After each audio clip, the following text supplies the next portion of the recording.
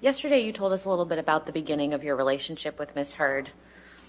When did Miss Heard's behavior towards you begin to change?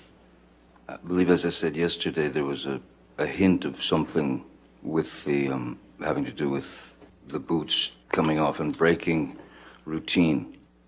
Things started coming up, and I was suddenly just wrong about everything.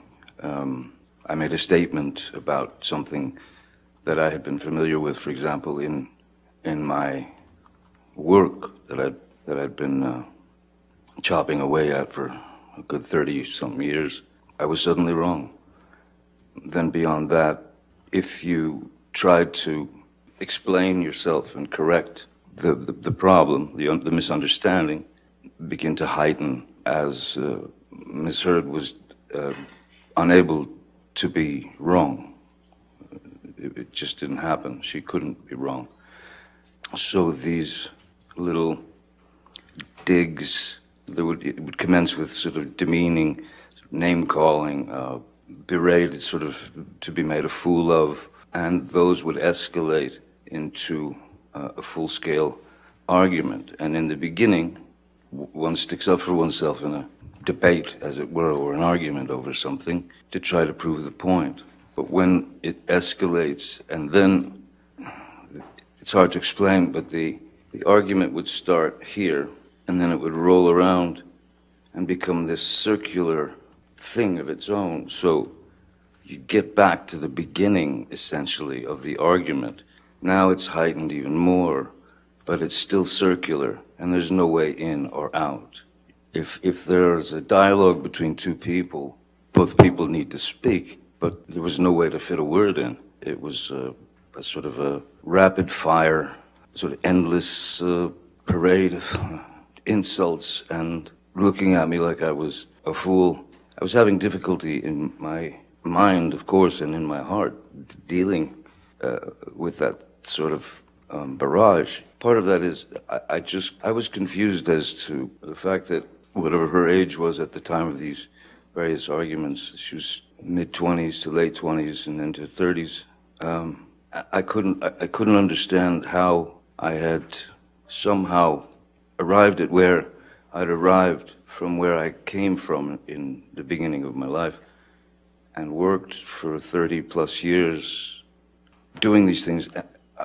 It was astounding how wrong I was about everything that I'd experienced within the movie, within the film industry, or in just life itself. I was sort of not allowed to be right, not allowed to have a voice.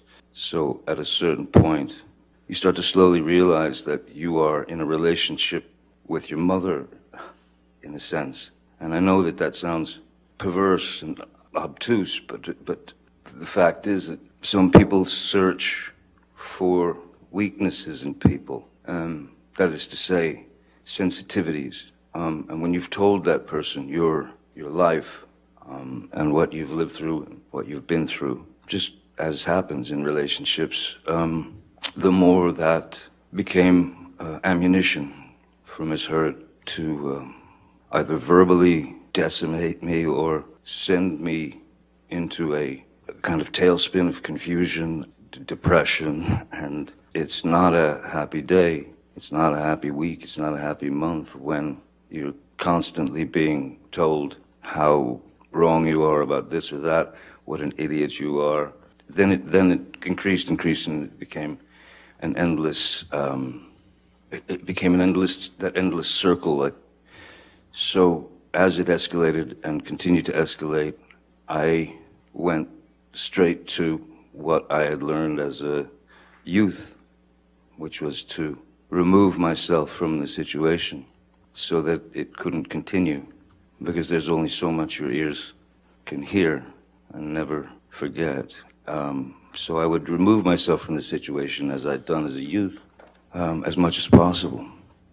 I certainly didn't believe that there was any need for these various subjects or arguments to come up, travel the distance that they did so very quickly, to ramp up so fast. It was like you were pinned to a wall and had to just listen to it and take it.